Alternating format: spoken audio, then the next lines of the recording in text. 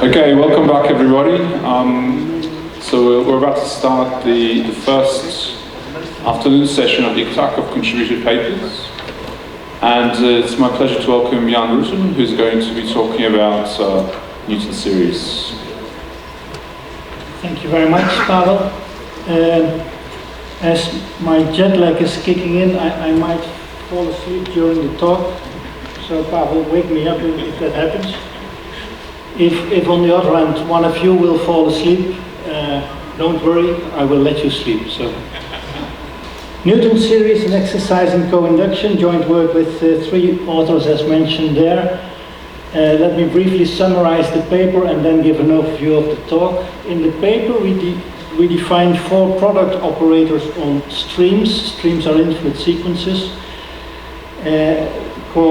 These operators called convolution product, shuffle product, Hadamard product, and infiltration product, and we define them co-inductively using stream differential equations. We then go on and show that each of these operators turns the set of infinite sequences over integers, so the set of streams over Z. Each of these operators turns that set of streams into a ring. So we have four different ring structures. Most of this is already known, but it's new for the infiltration product. And then we define and characterize an operation called the Newton transform from streams to streams. And we show that it establishes an isomorphism between two of these ring structures. So this operator, this Newton transform N, transforms the ring with the Hadamard product into the ring with the infiltration product.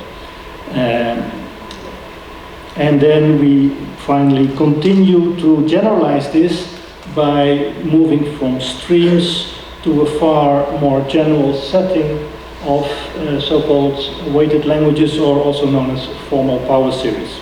So those are functions from A star, where A is a given alphabet, functions from A star to Z, and this generalization is essentially based on the observation that the set of streams itself, where we start with, can be seen as a set of weighted languages over a one-letter alphabet.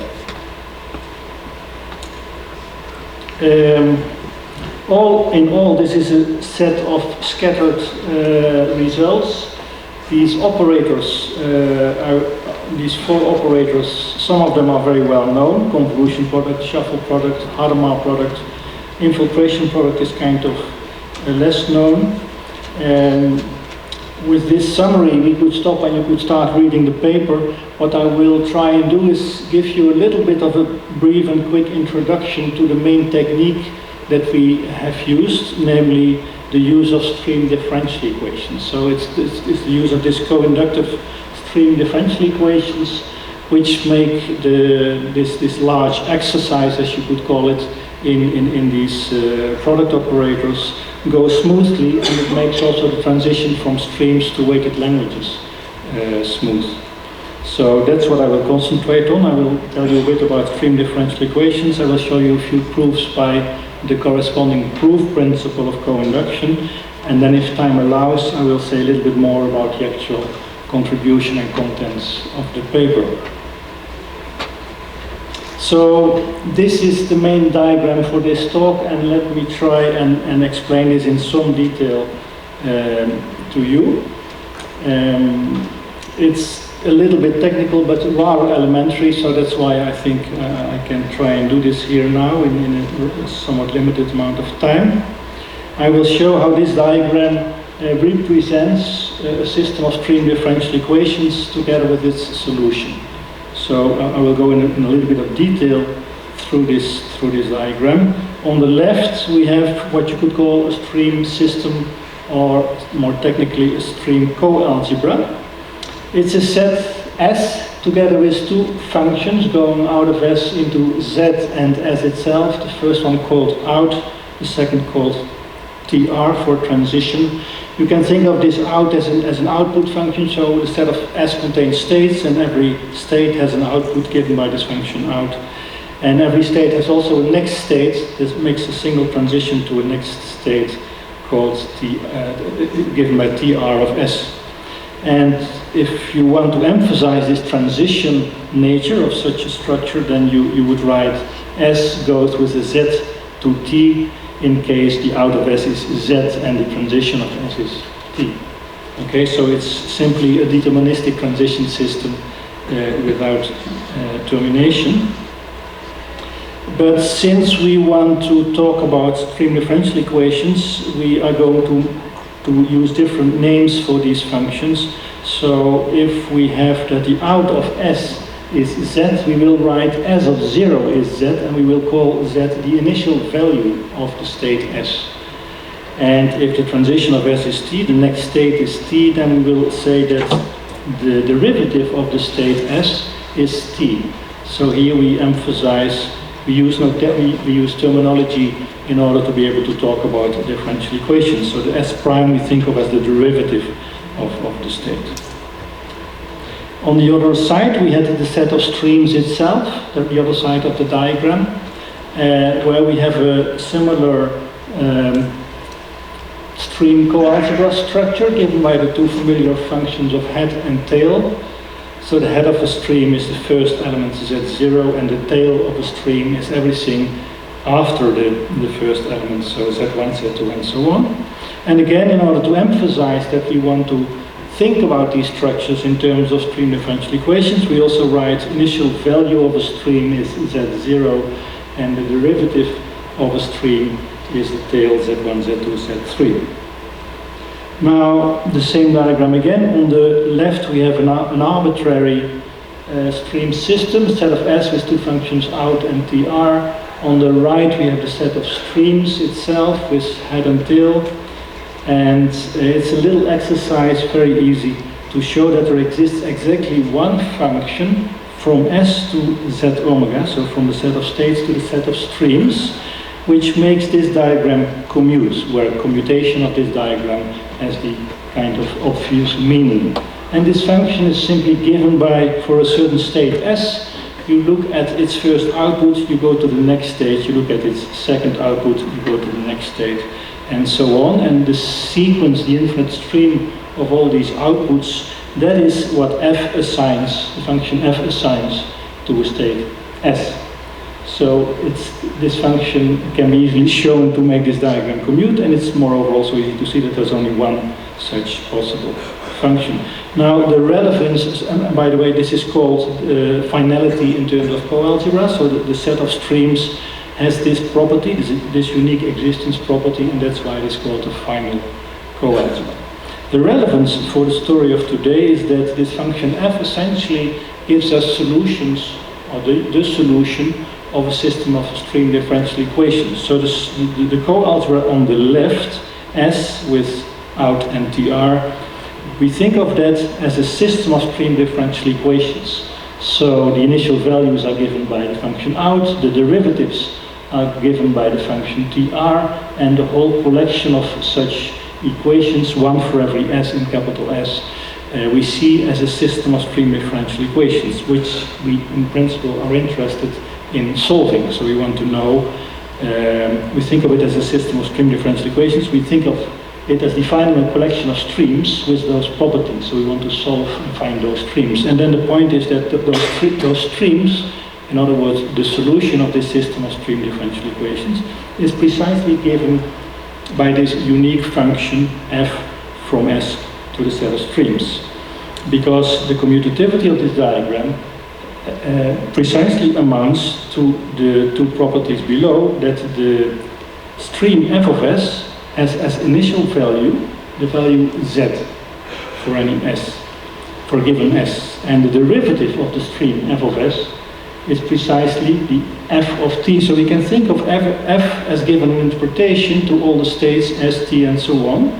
It turns them into streams, and exactly those streams which satisfy the stream differential equations as given by the system on the left. Let's very quickly look at a rather simple example. So here we have a system of two equations. We have two variables, or two states if you like, x and y. And we have functions out and tr as specified directly now in terms of differential equations. So the initial value of the state x is 0, the derivative, or next state, of x is y, and for y we have initial value 1, and as next state we have the variable x again, the state x again.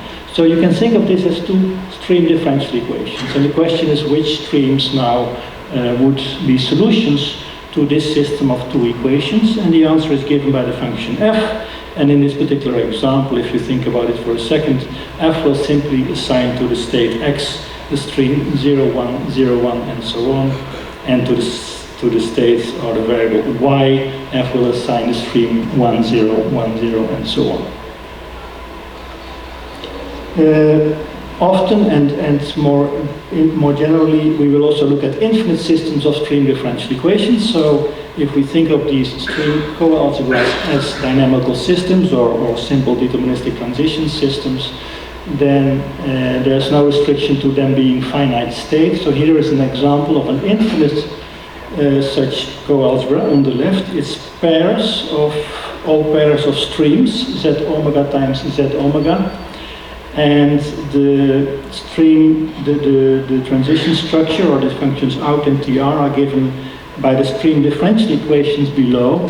So for a pair for a pair sigma tau, initial value is the sum of the initial values of sigma and tau, and the transition, or rather here the derivative of a pair sigma tau, consists of the pair of derivatives of sigma and tau. And the function f, which uniquely exists, as we saw before, assigns to each such pair sigma tau simply the stream sigma 0 plus tau 0, sigma 1 plus tau 1, and so on. So in other words, this function f is just the pointwise addition of two streams sigma and tau. Okay? So in general, one more remark. So we have this stream differential equation. We have this explicit formula, if you like, for the solution. We recognize it here as element-wise addition. But this explicit formula of this plus here at the bottom is not really relevant, because all we need to know really is the stream differential equation itself. So if we will reason about this operator plus, what we will be using is the stream differential equation itself, rather than this explicit formula. And more generally, in the end, we will just use this kind of formalism as follows. We will just say, well, let the function plus, we have this addition function in mind, let the function plus be defined by the following system of stream differential equations, and we will write it like this. And then the previous few slides kind of tell us that this is a reasonable way of defining a function, because we will know that there exists a unique function exactly satisfying these properties. Okay. One more example, a little bit less trivial maybe, which is the shuffle product, which is one of the four product operators we are studying in this paper. It can be defined by a stream differential equation as follows. The initial value of the shuffle product of two streams, sigma and tau, is just a pointwise multiplication of the initial values, sigma 0 times tau 0. And the derivative, or next state, of the shuffle product of sigma and tau is simply the pointwise product, the pointwise sum, which we've just seen, of, on the one hand, the derivative of sigma shuffle product tau, on the other hand, sigma shuffle product tau prime. So here is, of course, also a concurrency intuition behind this operation. You can think of derivative, as we saw, as a transition, as a next state, a next step. And then this differential equation for shuffle product of sigma and tau says that the next state of a shuffle product sigma times tau consists of two possibilities, if you like: a step from the left, which is sigma prime shuffle product tau, or a step from the right, which is sigma shuffle product tau prime. Now you can think about this a bit and see that this is the solution, this closed formula at the bottom, the shuffle product of sigma and tau at place n, so the nth element of this infinite sequence, is given by this formula. It's a finite sum from k0 to n of n over k, sigma k, tau n minus k. The reason I'm mentioning this formula is that it is not relevant. It's not important. We don't really need this formula to reason about shuffle products. You can, of course, and people have done, but the point here is to emphasize that it's really the stream differential equation itself, as the E, which is all we need to know about this operation. And to illustrate that point a bit further still for this particular example, let's have a quick look at proofs by co-induction. So the co-induction here comes as a mechanism, as a proof principle for proving the equality of two streams. So at the bottom it says that if sigma and tau are related by a relation R, which is a bisimulation, then they are equal. So that is you should see this as a proof principle. If I want to prove that two streams are equal, sigma is equal to tau, it suffices to find a relation R containing sigma tau, which is a bisimulation relation. Now, what is a bisimulation relation? Here it's a simple version, if you like, of the classical notion of bisimulation by Milner and Park. It's a relation R as a stream bisimulation if for all pairs in R the following two things hold. First of all, the initial values should be equal, and second, their derivatives, or rather the pair of their derivatives, should be again related by R. And then the proof principle says if I have such a relation for sigma and tau, so if I have a bisimulation containing the pair sigma tau, then they have to be equal. The proof is kind of trivial. First of all, the initial values are the same because of the first property of bisimulations, and then the remainders, the tails, the derivatives are again related, and hence those initial values are the same, which is the next two values are the same, and so on. So by a simple induction, proof by induction, you can prove this co-induction proof principle to be sound. And to give just one example of how this proof principle works, let's look again at shuffle product, which we have defined using stream differential equations on the previous slide. And let's try and prove that it is associative. So let's prove that sigma tau times rho is the same as sigma times tau times rho. And the idea is simply to start with the relation of all pairs of this form. So the relation R here is defined as a set of pairs with on the left-hand side of the equation, sigma tau times rho, and on the right-hand side of the equation, which is sigma times tau times rho. And such pairs we include for every all streams sigma tau and rho. And now it would be nice if this is a stream bisimulation, because then the co-induction proof principle would tell us that all these pairs are equal. In particular, then we have proved the little property we want, the associativity. It is almost that. It's not a stream bisimulation relation, it's a stream bisimulation relation up to plus. And let me show you what that means. So we have defined this relation R, and let's now compute derivatives of the pairs of streams, the derivative of the left stream and the derivative of the right stream. So if we compute the derivative of the left stream, sigma tau times rho, then we get this sum of three expressions. And that follows from the stream differential equation for shuffle product, as we have seen it previously, between brackets, also using the distributivity of times over plus, which is a separate property, but I don't prove that here separately. If we, on the other hand, compute the derivative of the right stream of every pair, which is sigma times tau times rho, the derivative of that stream is again a sum of three streams. And if you now compare those two sums,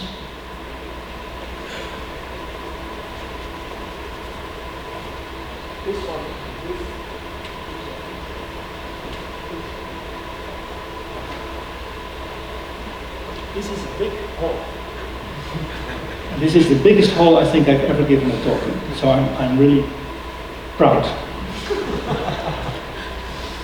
So you see my point. So The derivative of the first stream on the left has 3 summands, the derivative of the second stream on the right of each pair has 3 summands, and each of these summands is of the right shape, which is to say each of these summands, top and below, are a pair in the relation.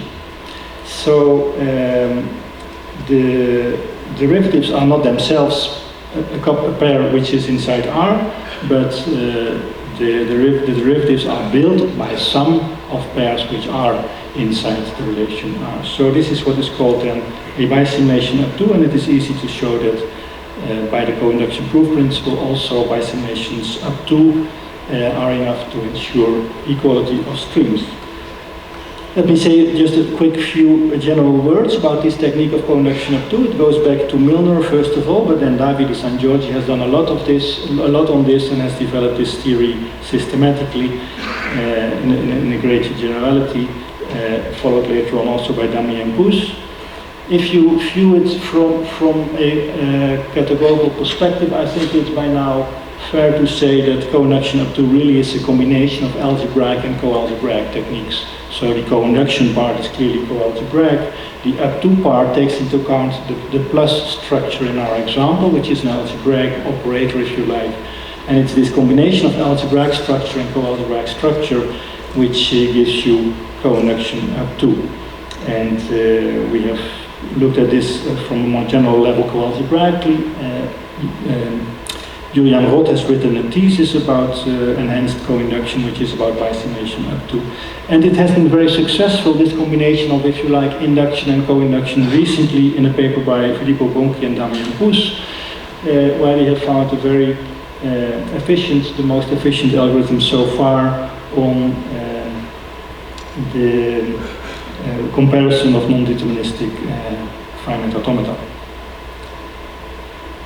Okay, then one more remark on the co-induction proof principle.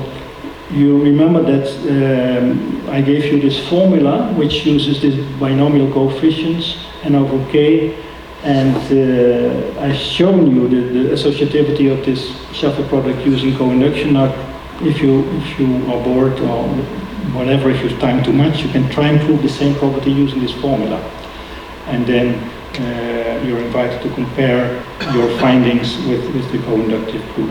The point is that because of these two occurrences of shuffle product in these terms of the equation, you will have to deal with a nested version of these binomial coefficients. And well, that is slightly complicated, if you like. So let me rush to one or two last remarks. So as I said, we generalized this from streams to weighted languages. Now weighted languages are quite a larger set of elements. It's a more general structure. So it's all functions from a given alphabet A and an A star to Z, formal power series if you like. And all of what I said, or almost all, generalizes kind of straightforwardly to this new setting. So rather than simple derivatives, we have derivatives with respect to letters of the alphabet. So we get sigma A. Initial value becomes the value of sigma in the empty word epsilon. I didn't show you the Newton product, but for instance, the shuffle product on weighted languages is given by an equation which, instead of the simple prime, now uses these A derivatives, but it's exactly the same formula otherwise. And that works fine, and all the results on these four product operators, they generalize easily from streams to weighted languages. One small detail, the shuffle product involves the binomial coefficients, which you may like or may not like. On words, we find a similar such notion. So we have the shuffle product on words, and you can characterize it by a closed formula, which we didn't need, as I said earlier, but still, on words it's maybe interesting because it uses these binomial coefficients on words. W over U bar V, which you should read as, for words W, U, and V, it gives you the number of ways in which I can take the word U as a subword of the UW, where the remaining word is then V. Or putting it differently, it gives you the number of ways in which I can find back the word W in the shuffle product of U and V. And this is a variation, slightly more general definition of binomial coefficients, which differs from a classical definition in the French literature by Lothair. Let me conclude. So, as I said, and I wanted to emphasize once again, this is really an exercise in co-induction to a large extent. So, the main point is that this technique of co-induction works very smoothly for proving a number of maybe scattered but some of them non-trivial results on streams and weighted languages. This infiltration product is fascinating. I haven't had time to say much about that. It's kind of new to me. It's not known as far as I know in concurrency theory. So I think apart from being an interesting subject for this exercise, it's interesting maybe to understand that product operator better. And then, as I said, these binomial coefficients on words are fascinating, and I'm pretty sure that much more about them can be said. So all in all, this paper raises rather many more questions than it answers, but then again, it keeps us busy. So, thank you very much.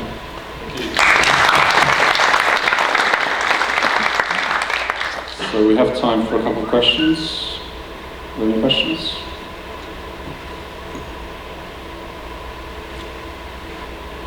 Okay, so I have a question.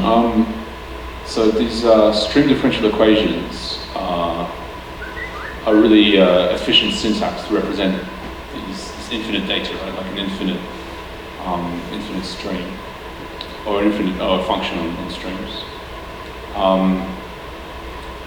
And I think a related syntax is sort of the classical notion of generating function. So can you say something about the relationship between string differential equations and generating functions? Yeah, I can. Yes, there is a close match in the sense that generating functions are functions which are used to represent infinite streams. If you like, one way of putting it is that string differential equations take out the need to use such generating functions.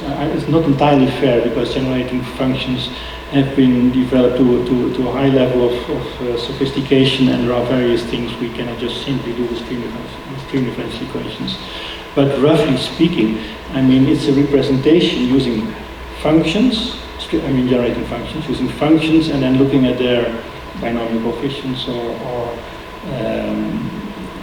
consecutive derivatives to find back the elements of the stream. In stream calculus and in stream differential equations, there's only one notion really, which is stream themselves. So there's no second or maybe derived, or there's no other world you really need to go to. So in that sense, but that's to some extent no doubt heavily personally colored, I much prefer stream differential equations. So I actually have one more question, if you don't mind. So actually, recently I've been thinking a lot about bi-infinite strings, so strings that are infinite in the future and in the past. And that really confuses me, although, I mean, it confused me very much because it seems like the algebra is very different. So do you have any insights in how one could, I mean, do you think algebra has something to say about this? Yeah, not really. It has confused me quite a bit as well. I've thought about it seriously a long time ago, and then I didn't get anywhere and I gave it up. But often it is sufficient to look at functions which have a finite left part, so to speak, and an infinite, streams, I mean, streams which have a finite left part, not a completely infinite left part, and an infinite right part. And that can be covered relatively easily in this kind of framework. I'm not entirely sure how you would go about dealing with truly bi-infinite streams, which are infinite in both directions. But I could imagine that then you might end up in using some kind of encoding in binary trees or so, which might do your job. But to be very honest, I don't have a very clear answer. Okay, thank you very much.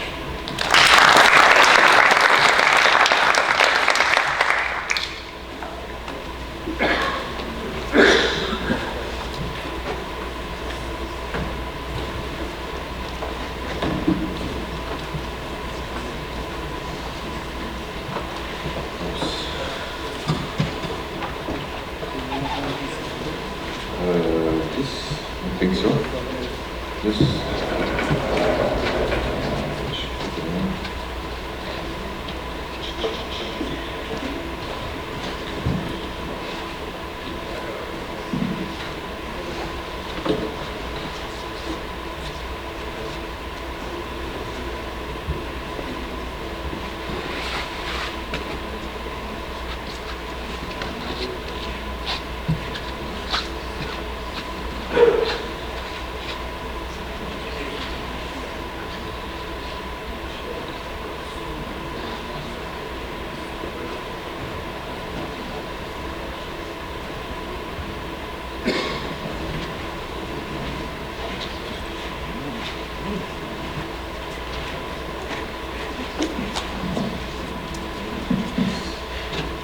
Okay, so let me introduce our next speaker. It's David Janin, and he'll be talking to us about inverse monoids of high-dimensional strings. Okay, thank you. I will walk a bit, and if ever the sound doesn't go, then just tell me. Perhaps I don't need the lights. I can walk in the shadow, that's fine. Okay, so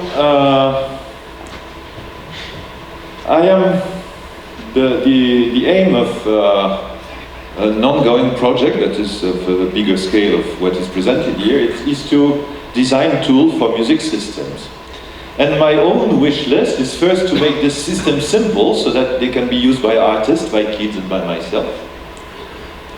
They must be efficient to do live music.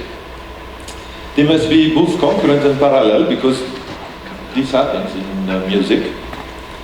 They should be modular and hierarchical so that these music systems can be designed in an incremental way and hierarchical way with refinement, etc.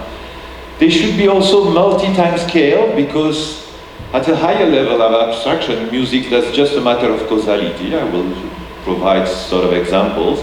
And at the very lower level, it's almost continuous, or it's even continuous, it sounds, up to relativity criteria, or quantic criteria. And also, and this is actually one of my first goals, I want all this thing to be mathematically robust, so that if we implement this, we will go beyond one-shot prototyping. And it's clear, and it's always clear, that many more requirements will appear on the way. So let's start. The surprise was somehow that what I was knowing in theoretical computer science was not that applicable. And I will show you why. So let's start with a very simple abstract musical example. I want to play something called A, followed by something else called B. In jazz, for instance, this will be A, B, A, which is the classical structure of a jazz lead sheet. Observe here that I will name flows that last for some time, and all the points will be just synchronization points. And somehow there is some relationship between what I will discuss here and what has been presented by Pawel. But I am in the dual world where my computation are lasting some time, and the points are just synchronization points that last no time.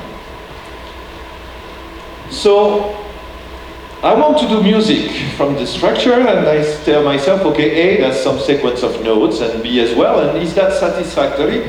And for doing music, it is not. Why so? Because in music, generally, if at an abstract level we say, okay, let's organize things, we will play A, B, and A, then in practice, we start eventually before, because it makes sense for rhythmical reason, or for introductive sentences, or whatever. So we want to allow this kind of overlaps. Okay. The same if I want, so I want to build the model that will come on by having refinement consideration. So one of the properties I want is that this model can be refined. Another case is that I want to launch two musical streams called A and B. Again, they are abstract. Assume that A will be C and A, and B will be C and B. But again, these points are only synchronization points, and what this schema means is that from that moment in time, I am playing C here and I arrive here, and I'm playing C here and I arrive here. What is the immediate conclusion is that these two synchronization points are actually the same. So all my graph will be deterministic. And if I want to finish two musical streams, I want these two musical streams to finish at the same time here, and I want them to be refined in this example by A followed by C and B followed by C, then for the same reason. This point in time is actually just the same, so my graph will be codeterministic. More generally, if I replace this by hyper-hedges, then my graph will be what I call locally unambiguous. What does it mean is that if I am in a point in a graph, and I am at some port of an edge, then if I want to go to another edge, there is another port in this instance of edge, then there is a single way to do it. So we have these locally non-ambiguous labeled hypergraphs, and sort of a causal temporal interpretation. Vertices are synchronization points, and edges are flows of things. Let's stay a bit vague. Question, how to compose this graph, what are the generators, and how to refine them? In my drawings before, I was telling absolutely nothing about how to compose these graphs. So the answer is what I call higher dimensional strings. That's a bit of communication name. A simpler name would be bi-rooted graphs that are already known in algebra. So what is a bi-rooted graph? First categorical definition. Here I have a simple graph with only p vertices and no edge. Here a simple graph with q vertices and no edge. And with a simple morphism, I can label some vertices in G by numbers from 1 to p, and here from 1 to q. And that's an higher dimensional string. Here J is locally non-ambiguous graphs. And there are some connectivity assumptions so that things will work smoothly. And the product will be, so this is a cospan in category theory. The product will be the product of cospan via push out.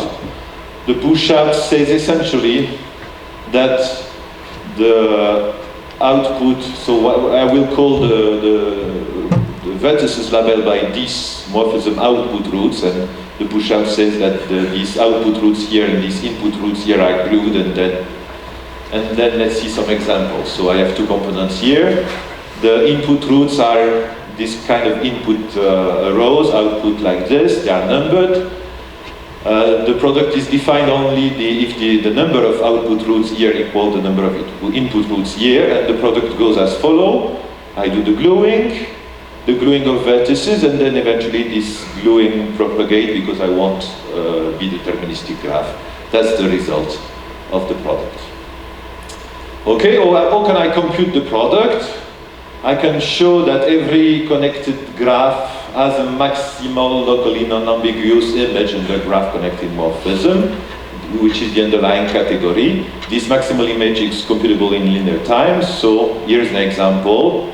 Okay, this graph is not non-ambiguous because here there are two ways to make B, and here there are two ways to receive A. So I will essentially glue propagating to sort of bideterminize, I will glue 4 and 3 here, and this 1 and 5 will be glued in 1 here, and so this A row goes there. And so the product just amount to glue the roots, the output roots of the first graph with the input roots of the second, and then to propagate this gluing. Okay, now how to do refinement. So this is not exactly explained in the paper, but I can consider hyper-edge instead. Here you have two such hyper-edge. In this higher dimensional string, they can be connected that way. And eventually I have a mapping from this alphabet here, A, into higher dimensional string with same type over the alphabet B. Here are the two things. And what would be the refinement of this product? Well, it will be the product of the refinement. And if things goes well, then this refinement will just be morphism from these higher dimensional strings on the alphabet A on the other alphabet. So far, we have strings that can be modeled like this, as higher dimensional string. Strings has one input root at the beginning, one output root at the end, and the product is defined accordingly. And the algebraic underlying structures are monoids. Here I have higher dimensional strings, unambiguous graphs, some inputs that are inside the graph, some outputs that are outside the graph. What is the underlying algebraic structure? Well, it's inverse monoid. What's this? So first, few theorem. This birooted graph or higher dimensional strings with this product forms a monoid. It's cool, it's associative. You hardly can do anything without an associative product. The submonoids defined by these finite birooted graphs with bounded root size, so bound on the number of roots, are finitely generated by this kind of generators. Here, this is just the identity. We change nothing on the roots. Here we make some permutation. Here we insert an A edge. Here we insert the same edge but backward. Here there is a fork, building two roots from one. Here there is a join. And here are some examples of such product of this generator. So I can generate this, and such a cycle, I can generate two parallel edges, etc. If I only start with these edges, these two edges, then here I have this thing that is actually the product of that one with that one, while we glue these two vertex, and then we propagate the gluing, so there is a single A edge like this, the other one like this. These things induce what are known as birooted trees. These are connected trees that are bideterministic with one specified input root and output root, a single one. And these elements forms the elements of the free inverse monoid generated by the underlying alphabet. In our case,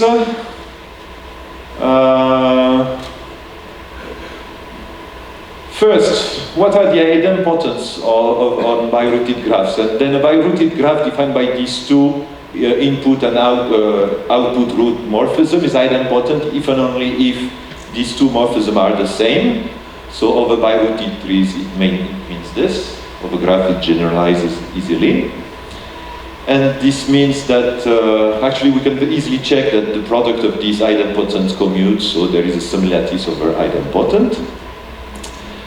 If I start from a graph, a birooted graph with in and out, and I take the birooted graph just permuting the input and output root morphism, then I have these two equations, B equals B times C times B, and C equals C times B times C.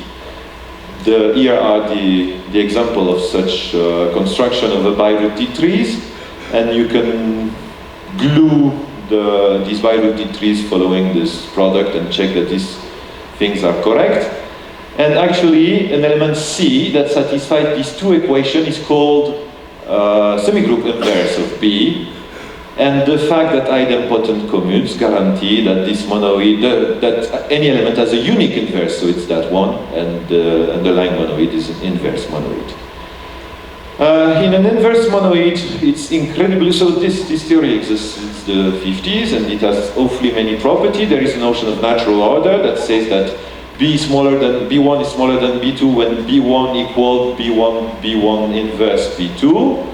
In drawing, it's this. Indeed, you can see that you take that one. No, you take B1, you multiply by its inverse. This will just move this output root here. And then you multiply by B2, but because B2 is a subgraph of that one, then it will remain this thing. And actually, that's a lemma. Not only true on birooted tree, but over arbitrary birooted graph. B1 is smaller than B2 if and only if there is a root preserving morphism from B2 to B1. So what does it mean? We have this simple algebraic structure, the monoid of birooted graph, that is actually an inverse semigroup, an inverse monoid, and morphism from element to element is captured by an order relation that is defined inside the monoid. This is why this order is called natural order.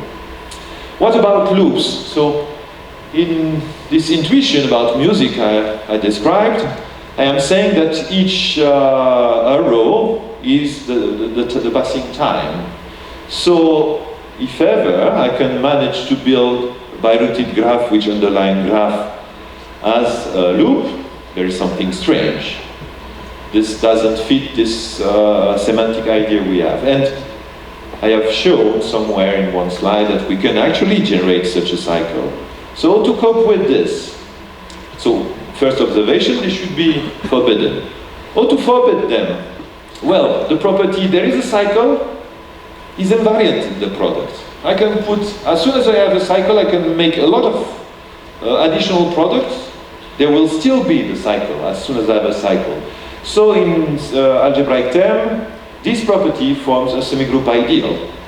And of a monoid, we are allowed to take the quotient of a monoid by an ideal. It essentially means that all the elements of this ideal are considered to be zero. So I can define here a notion of not caudal, this is not a fish, but causal higher dimensional string over the alphabet A, and this will be this quotient. And what does it mean? It means that I can easily implement this higher dimensional string on a computer, and whenever I make a product that creates a loop, then the screen blinks and says it's forbidden. What about language theory? First, we shall see that we can generate grids, which more or less imply directly that the emptiness problem for the language definable by monadic surrounded formula is undecidable. But then there is a restriction on the product that allows to define large classes of languages with a decidable emptiness problem. Just believe me, it's easy to generate these 6 square grids with this kind of input and output. And playing with them, well, you imagine, I can iterate on that one, that will create a line, and I can turn with that one, then turn back with some that should be somewhere there. Oh, it's perhaps somewhere there, sorry. Or there, I don't know. And then I can turn back, and anyway, what I can do is this. Okay, I'm doing this. I can generate a grid of arbitrary size. By the way, this idea of generating graph by means of push-out is known for long in graph transformation theory. But this restriction to, without this gluing that propagates, then the size of graphs increase and you are duplicating edges, etc. So here, because of the gluing, I can generate grids. I just don't know if one can generate grids with this usual graph transformation technique. So I can generate grids, so MSO, the emptiness problem of MSO language over these objects is undecidable.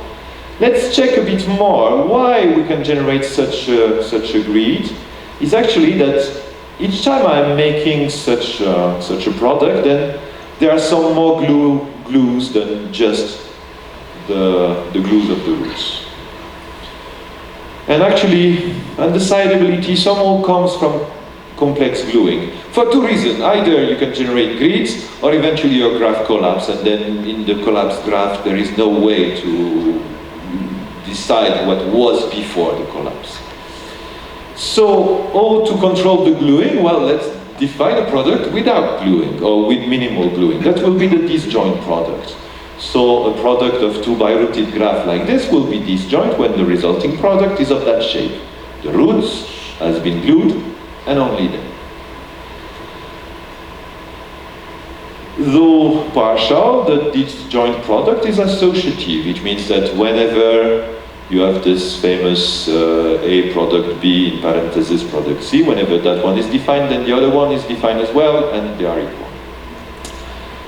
This means, it turns out that from partial algebraic technique that have been studied by Baumeister in the 80s, and some more the type theory of MSO, studied in particular by Helle and Baker in this, at that time, then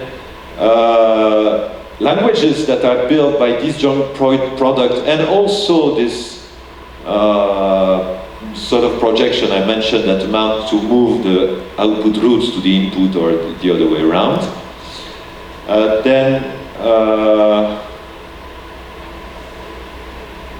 the language generated by this are decidable. I have some notion of sort of rational expression that define languages, and these languages actually capture MSO. Decidable, efficient, expressive. Efficient means membership problem is linear in the time of the time of the decomposition. Finding a decomposition can be a bit expensive. In the case of binary trees, bi-rooted trees, this has been detailed by Achim Blumenstadt and myself in a paper in a semi-group forum. In this paper there are some clues, but perhaps there is just another paper to be written to give the details. But I have the feeling I'm writing too many papers, so I will do it if needed one day. There is another way to think about this language theory, is that actually, if you consider the disjoint product, only the roots are glued, so as soon as the component in a disjoint product have so there is notion of tree width, these roots morphism are seen as an hyper edge to count this tree width. And then there is this lemma that the tree width of two components in a disjoint product doesn't increase. What does it mean is that if you make a lot of disjoint product and eventually this projection reset and co-reset, I may describe offline if you're interested, then you generate a graph of bounded tree width. And so there is another way to make a language theory, is that there is a lot of techniques that are available. By the way, this morning there was this automata over slices, and slices, that's sort of a decomposition as they may appear in tree-width decomposition. And the notion of saturation presented this morning was that the underlying morphism coded by the automata is actually stable under decomposition. The membership doesn't depend on the decomposition you choose, of course. But this works very well, and actually the Meister partial algebra technique gives you this morphism. So with this disjoint product, the number of root is strictly under control, and it controls the amount of gluing, and that works fine. Okay, I see one question that you could ask, but I'll keep it for me. So what we have done, we have simple monoids for large classes of bi-rooted graphs. The fact that they are bi-rooted should not scare you, it's just a bit more of labeling. There is an underlying region or robust theory that I did not invent it, that's inverse semigroup theory. There is a very nice book of Mark Lawson about it. And there are language theory and tools for language theory that are available via non-deterministic automata. I studied this fairly in detail for bi-rooted trees, but this is easily generalizable to higher dimensional string, partial algebra, I mentioned it. Actually, if you think about all this definition, you think about a walking automata over a graph, then you realize that these higher dimensional string correspond to partial runs of walking automata, eventually with the capacity to duplicate themselves and to have several running states. Ongoing, so we are truly, but I won't give you any example, we are truly making application in music system programming tools. This is a lot of fun. At the moment we are trying to understand a bit more what are the causal and input-output modeling possibilities with these things. Clearly beyond music, there are multi-scale reactive hybrid systems modeling, to which extent this approach could be applicable. I'm happy that I understand a bit more now Ivan Bay, so I see some connection. Going from a theoretical model like this to a real refinement, design method by refinement, that's a long way, so there might be some things to try, but this will take time. And I hope that this is very clear for you, that this is a lot visual. All these bi-rooted graphs or higher dimensional strings, they can be just drawn on the blackboard. So there might be, we are looking for developing visual modeling and programming tool based on this formalism. And thanks for your attention. And this is the sort of a logo of the project I'm directing. Thank you. Yes.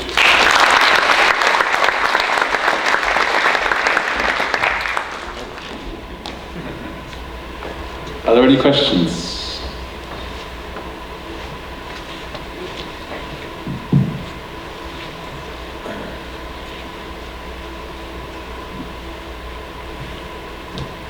This is not really a question, it's just a comment. Do you know in internet when you type toccata back, you will get something that looks very much like this, because there is a player playing the toccata back, and at the same time on the screen you see exactly your little A, B, followed all the things together in parallel. You can do it on your computer. It's very amazing. I will look at it, thank you. Okay. I'm sure this is strongly and deeply rooted into music. That was the purpose of it, and so far musicians agree. But it's fascinating to see the connection between the music and the image of this music on the screen. Yeah, by the way, I show one level of refinement, but in music, a musician was describing me 12 levels of refinement, and here, easily from notes, you can get to sounds, and indeed in sounds, if you play legato, there might be overlaps, so the model also on the screen, you see very well the loop. When the thing restarts slightly differently. Yes. By the way, music was a programming language before computers were invented. Yes, sure. Oh, not that full power. I don't think it's Turing complete. But. So anyone else? Any other questions?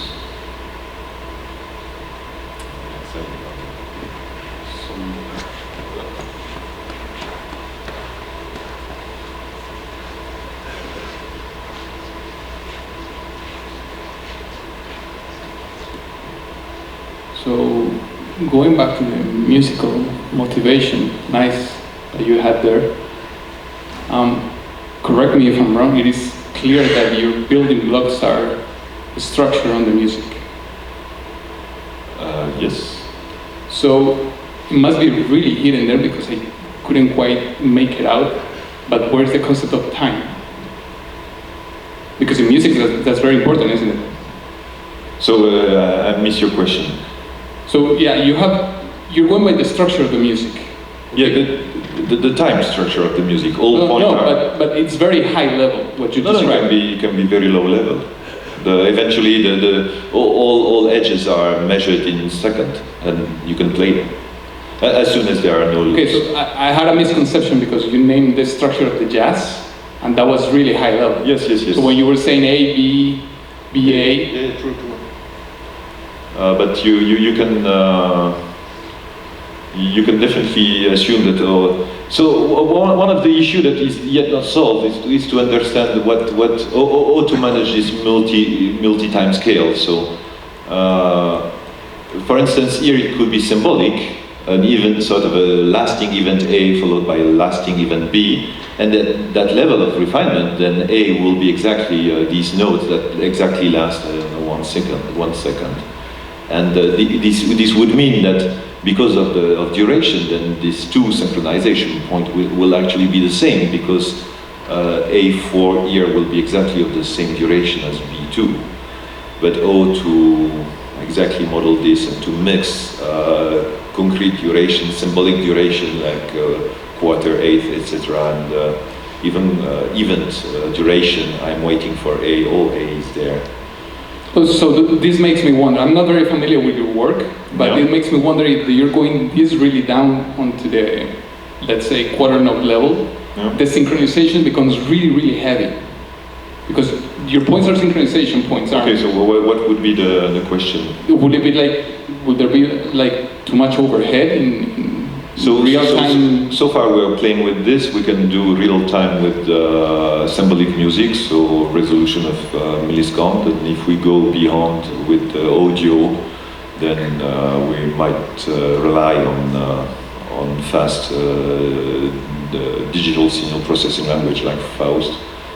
And This part of it is implemented already in Haskell. And so at 8th notes, there is no problem. Okay. It's not heavy. So far, so good. So far, so good. So far, so good. Yes, okay. yes. We'll see. All right. Okay, so I'm told that we're only allowed to have 2 questions, but since I'm the chair, I'm allowed to ask one more. So I found really interesting this construction of an unambiguous graph from an ambiguous graph. And when you were presenting it, I was thinking that, I mean, the analogy that came into my head was that, in some sense, you're collecting a bunch of constraints, and then the unambiguous graph is, in some sense, a canonical realization of these constraints. Is that a good analogy? Yes, it definitely makes sense. So this is an ongoing project, and I won't say I'm understanding everything that I presented to you. There are plenty of things that are not exactly understood. But I do believe that there is a real duality between the kind of flows, graph flows you presented, and this explicit visualization in time, and the fact that here graphs are ambiguous, and it's a bit of a surprise and quite natural, as I hope I showed it. But they are not unambiguous in flow graphs, so there are things to be understood here. Okay, thank you very much. Thank you.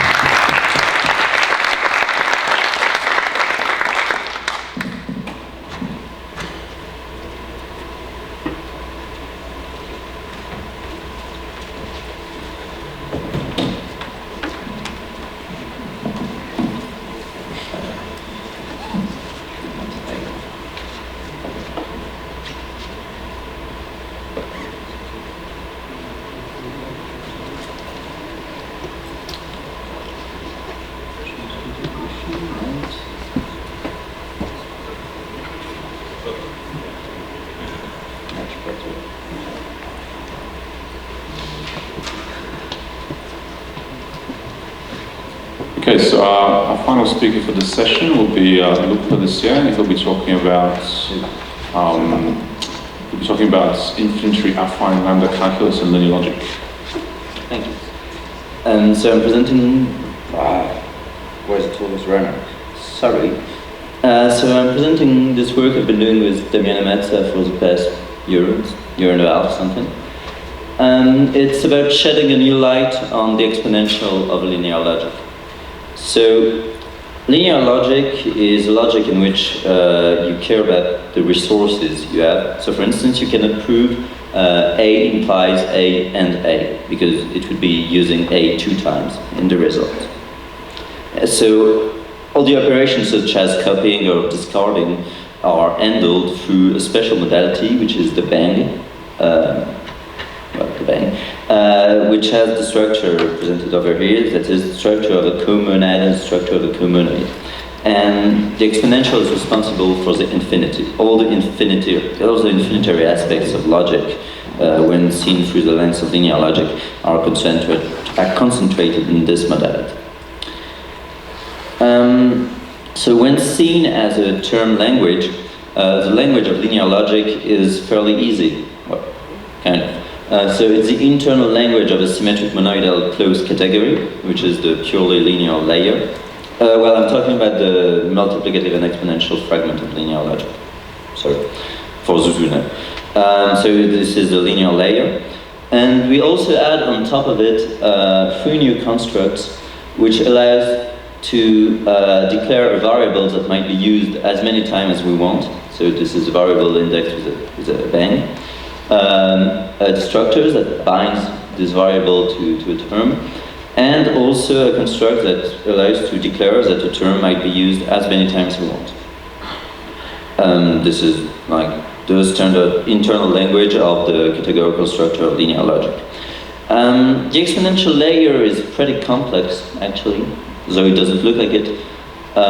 For instance, I don't know, the decidability of propositional multiplicative and exponential linear logic is still an open problem. So it's at least tower hard, so it's non-elementary and really heavy.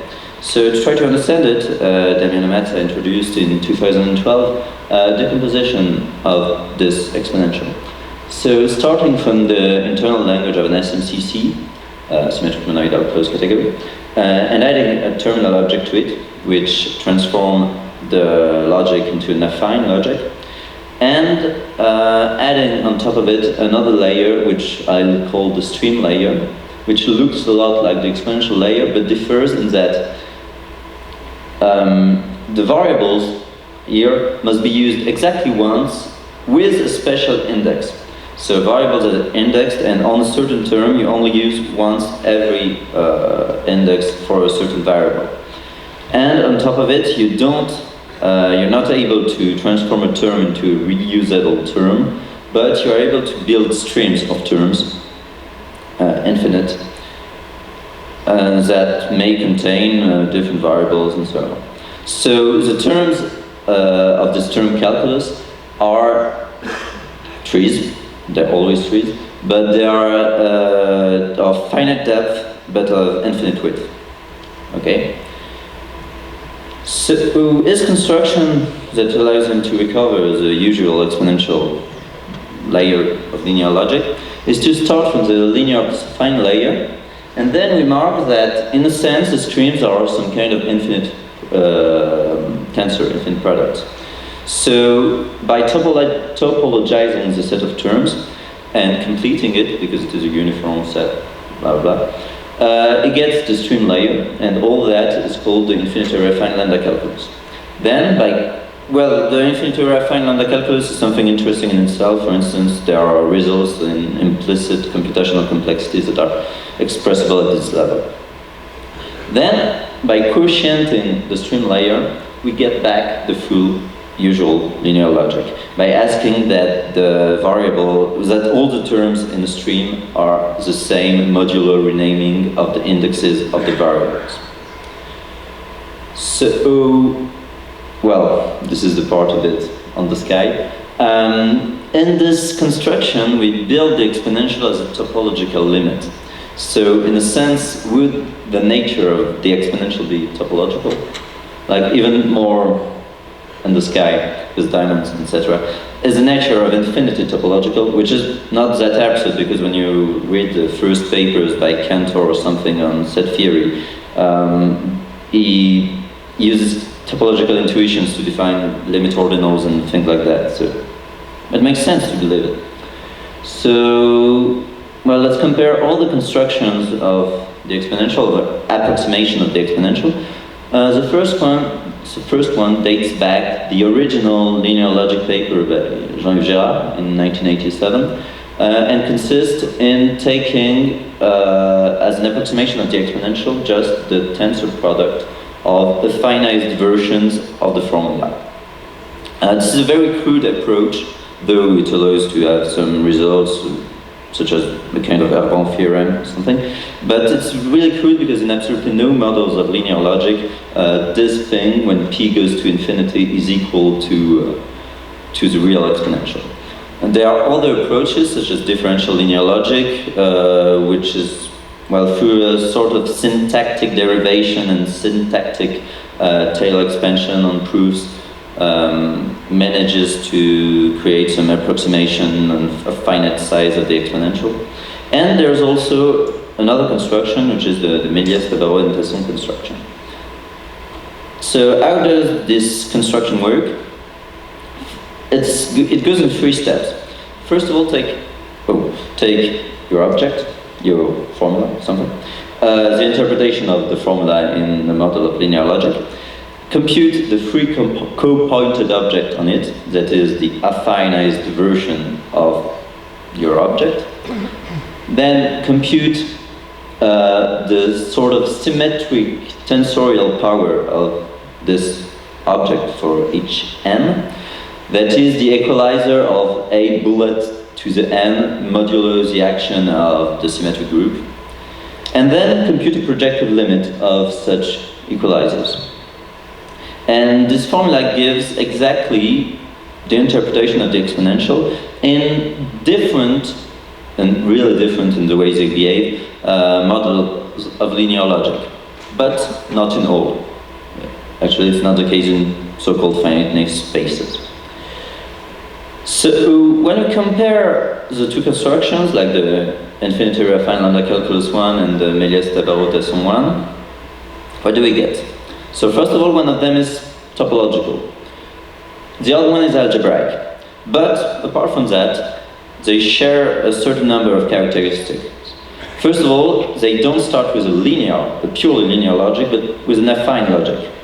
You see, you first have to compute the Freaker-pointed object on the interpretation of a formula. And then the first of them goes by first doing a completion and then a quotient, whereas in the Méliès-Tabarot-Tesson construction, you first quotient, like this equalizer is a sort of quotient, and then you take a limit, you take a completion.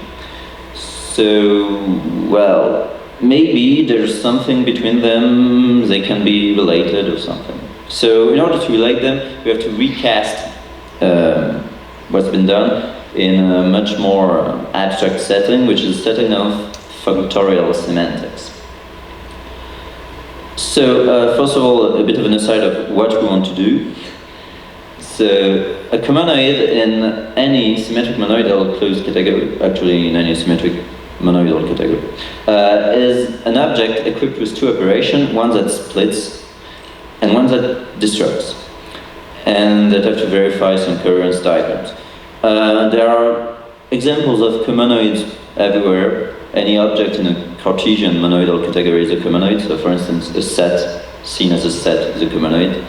A vector space, if it is endowed with a base, is a comonoid. Not for algebra, whatever. There are lots of comonoid around there. And if I take any model of multiplicative linear logic, so purely linear, and such that every object has a free commutative comonoid on it, then this model of multiplicative linear logic is automatically a model of multiplicative and exponential linear logic. This is a proposition by Lefebvre. So, yeah, so being able to compute the free exponential on any formula is the same as being able to compute the free commutative comonoid on any object on the model we're interested in. So our objective will be to understand how do we compute this free commutative comonoid on any object, and doing so being able to relate these two constructions. So conceptually, we'll be trying to know how we can represent objects in a category, in a symmetric monoidal category, in a more abstract way. So for those who were there at the tutorial of Pawel, this is the prop of bijections. This is a monoidal category such that the objects are the finite ordinals, the tensor product is just the sum, and the only morphisms are the bijections. So what is a functor from this category to any symmetric monoidal category? Well, it is completely determined by the image of 1, because by induction, every n is 1 plus 1 n time. And once you have, so the image of any integer is just the tensorial power, the nth tensorial power of the image of 1. So when you have then the image of 1, for instance, here of 7 time, the only thing that you know that you can do, the extra structure you endowed it with, is bijection, so shuffling around the different copies of your object. So a strict monoidal symmetric functor from the proper bijection into any symmetric monoidal category is exactly an object of this category. More interestingly, if you take the prop of functions, so this is the same category, but this time the morphisms are the functions. What we can do, given a certain number of copies of the image of 1, what we can do this time is to merge some of them if the function have the same image, like if two elements of the same image, or we can create new copies if something doesn't have an antecedent. So this is exactly a commutative monoid. We can shuffle things around, we can merge them, and we create new things, the neutral element, if you will.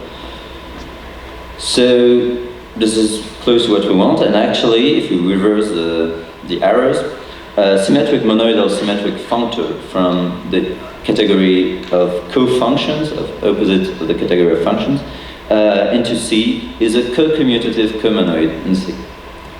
That is what we want to compute. So to sum up, we have this situation. If we start with an object is just a functor from B to C.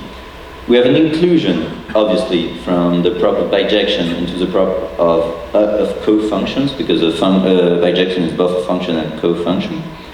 And what we want is, in a way, to find an object here, so a comonoid, a functor from F up to C, which would be endowed with an arrow from A infinity to A, because we want it to be the free comonoid over A. So, and an arrow at the level of objects, when you go up the abstraction ladder, it's just a natural transformation between the functors that represent the object and the monoid.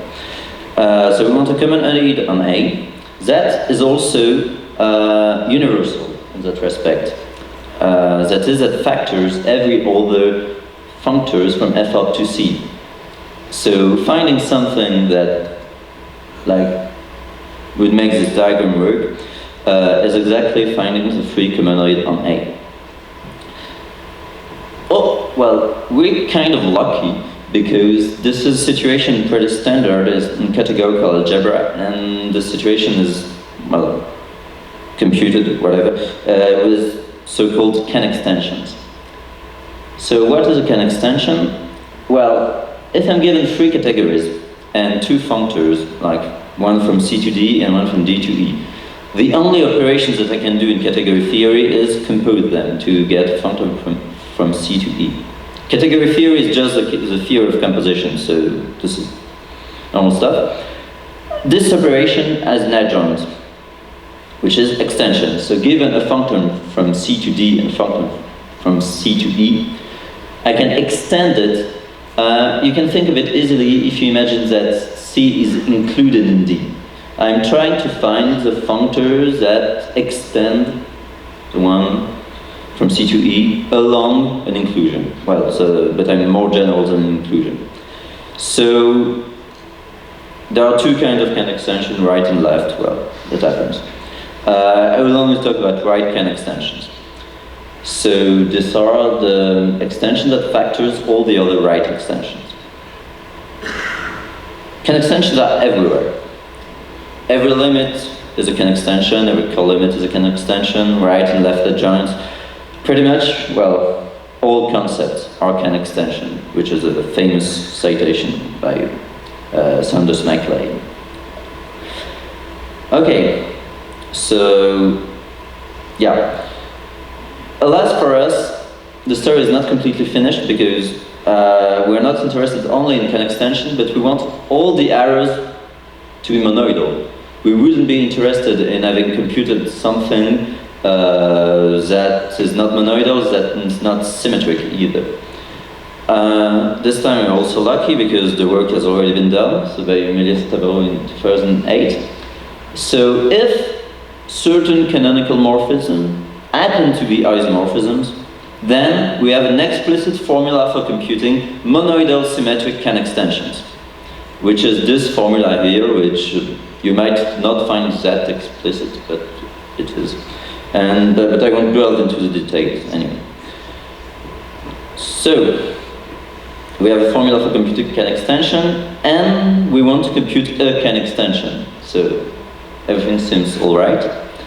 Well, it is not that much, because if we try to compute the Ken extension straight from the linear word, an object in an SMCC, to directly the word of comonoids, well, this construction will fail in most cases, because this canonical morphism won't be isomorphisms, and so the formula will compute something that is not the real Ken extension. So this Ken extension only gives a valid construction of the free exponential in the relational model of linear logic. For those who know what it is, it's a kind of a trivial model. So, well, degenerate in any case.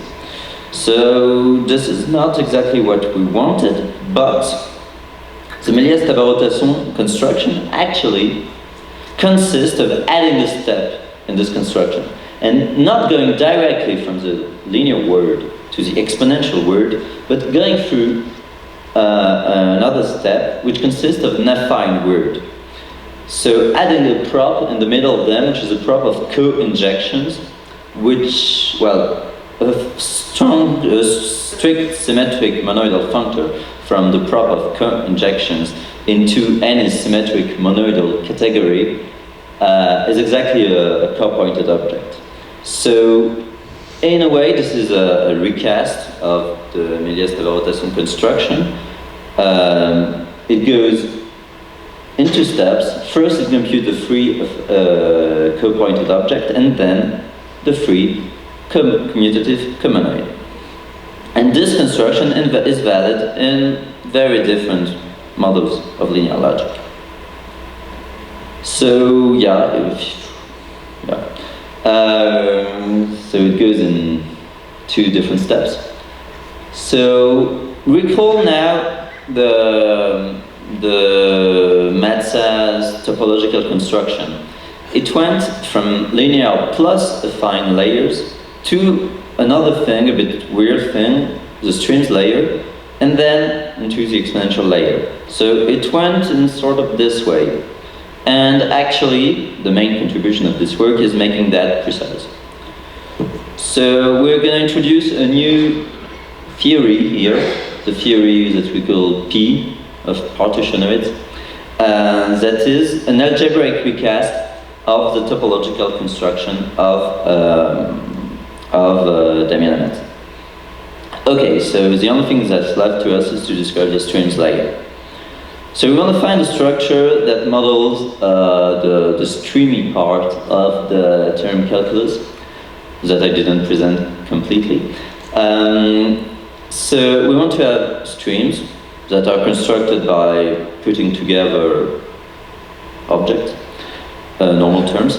But given a stream, we want to be able to extract terms from it. We want to be able to destruct some terms from it, not use them anymore, and we want to be able to split and rearrange the terms in the stream. So what do I mean by that? Let me suppose that I am given a stream x0, blah blah blah, x24, something. I want to be able to extract some elements of the stream. So for instance, I extract x3 and x24. I want to be able to rearrange things. So for instance, I'm creating a new stream, x1, x4, x7, x8, blah blah blah. I'm also creating another new stream, which extract elements. And so this thing can be represented, like the operation of doing this special extraction and rearrangement and splitting of the stream can be represented as this non-covering partition of the natural number. The first one represents the extraction, second one too, and the two after are the rearrangements. So this inspires us the following definition. A finite partial projection is just a finite sequence of non-empty and pairwise disjoint subsets of n.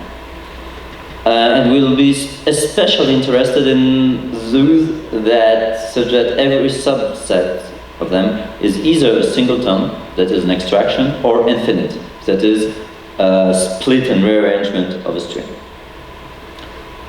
Okay, so for instance, here's the reduced finite partial projection, even odd. And the question now, if I want to have a theory based on that, is how do we compose them?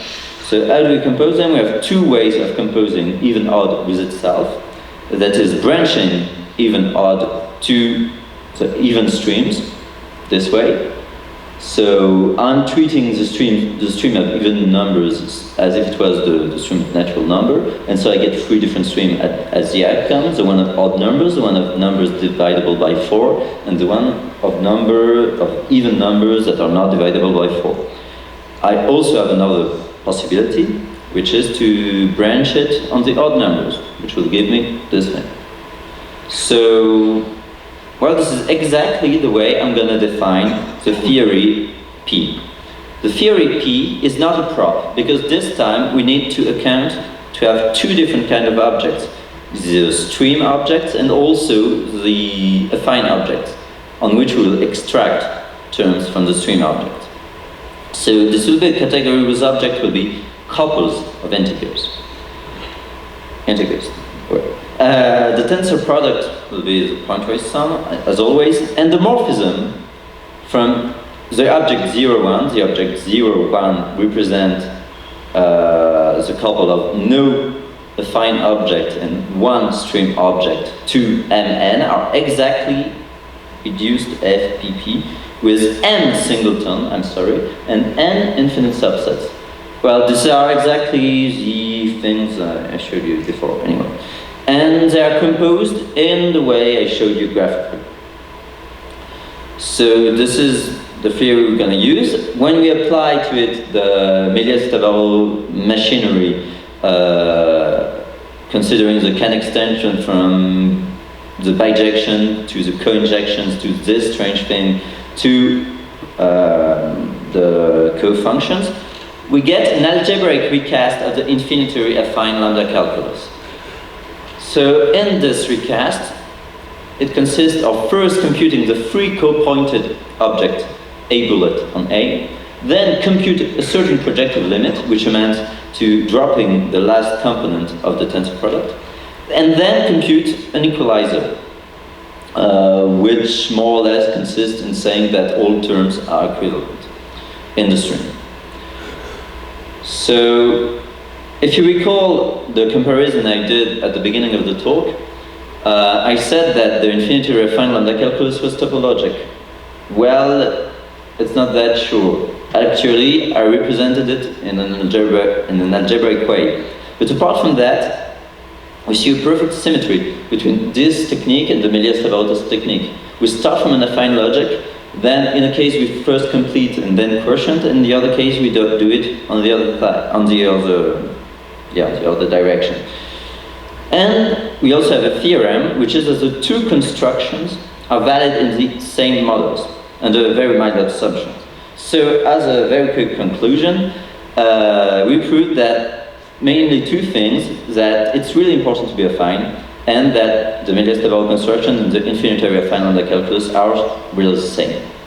And well, there are open problems, but that's it. Okay, let's thank the speaker.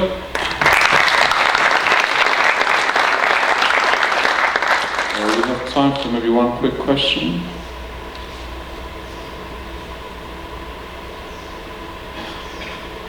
Okay, so maybe a quick one from me. So I'm interested in, so you were calling these things partitionoids? Yes. These double props? So can you give me just some intuition? Oh, because we partition n. Like, there's nothing more to it. It's really, we partition a string. It's really like, I didn't find a better term. I tried colistoid, something streamoid, but yeah, partitionoid. And do you have some other applications of these things, or were they just sort of engineered for the? It was engineered for the occasion. Yeah. But It's not that ugly, yeah. Okay, thank you very much. Oh, sorry, there was another question at the back. What are the complexity classes that are characterized by the stream neighbors? So you first have to do some restriction on the calculus. That is that all the terms here, starting from a certain point, are all the same. Well, so there is a term repeated as infinity, and at the beginning, whatever you want. And then it depends on the type system you put on it. So, for instance, simple types to this thing correspond to P. And we conjecture, but we still don't have the proof, that system F applied to this calculus is exactly the recursively enumerable functions. What's the complexity between the comparison between this and this implicit complexity theory? I'm sorry, I didn't hear. The comparison between this approach and the implicit complexity theory? Here we talk about non-uniform computation.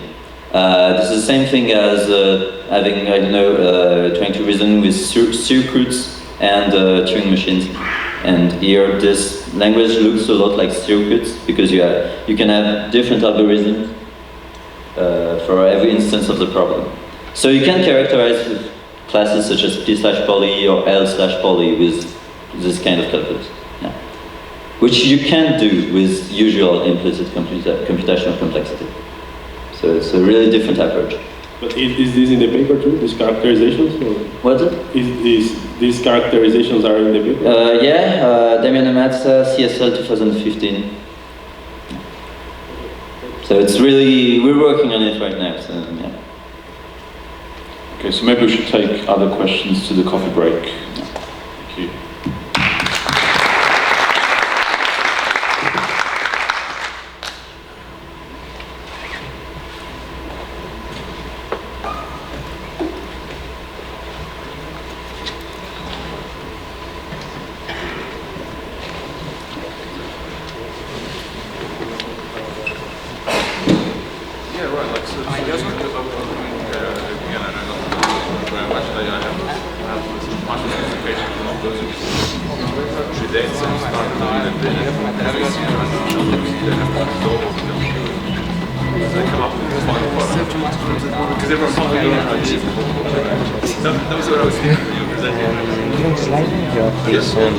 Sí, no, claro. No, yo sabía que yo venía, o sea, yo de hecho leí un poco...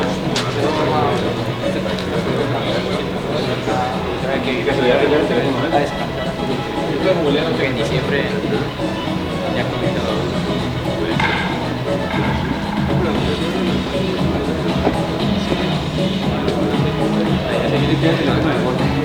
Right, so I should look at the paper. So I'm actually said there was an algorithm, right? You have an algorithm that does